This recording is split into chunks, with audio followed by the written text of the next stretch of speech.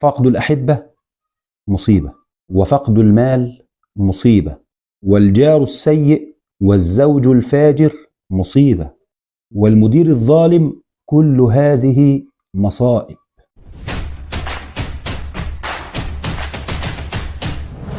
الحمد لله رب العالمين، ولا عدوان إلا على الظالمين، وأشهد أن لا إله إلا الله ولي المتقين، وأشهد أن محمدا عبده ورسوله صلى الله عليه وآله وسلم، ثم أما بعد.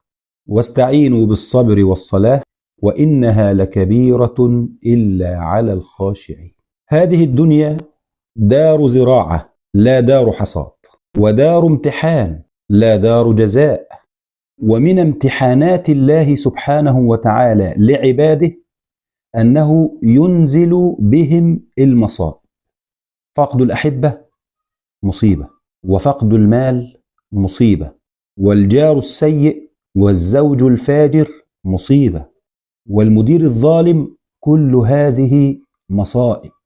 فمن صبر فقد نجح في الامتحان، ومن سخط فقد رسب في الامتحان.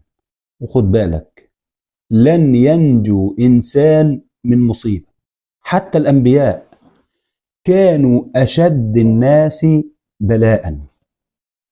يروي أهل الأخبار والسير أن ذا القرنين لما وصل إلى بابل مرض مرضا شديدا، فعرف أنه الموت، فخطرت له أمه، يعني تذكر بعد ما يموت، وفجعت أمه عليه وبكائها عليه وحزنها عليه، فأراد أن يربط على قلبها، يعني أراد أن هو يعمل حاجة يعزي أمه في فقده، أو يصبر أمه عليه أو على فقده بعد موته. فعمل إيه ذا القرنين؟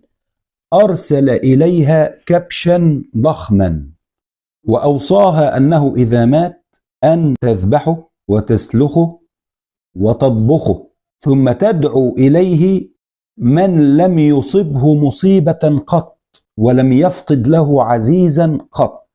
دي وصية ذي القرنين بمين؟ بأمه، إن ما ياكلش من الكبش ده غير واحد لم يصب بمصيبة قط ولم يفقد عزيزا له قط.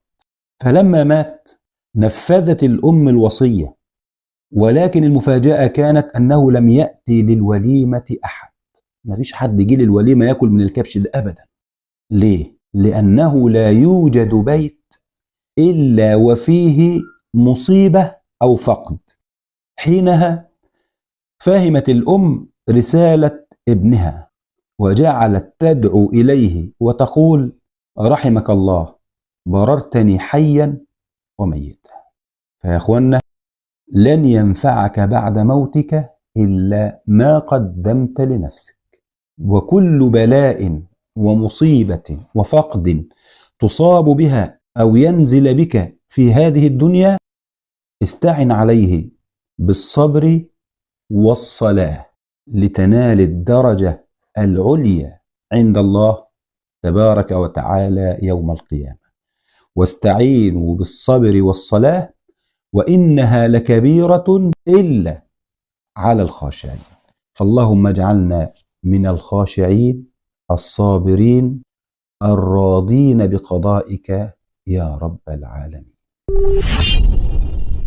لو عجبك الفيديو واستفدت منه، ما تنساش تعمل لايك وشير وسبسكرايب. دعم الفيديو عشان تساعد على انتشاره. جزاكم الله خيرا، والسلام عليكم ورحمة الله وبركاته.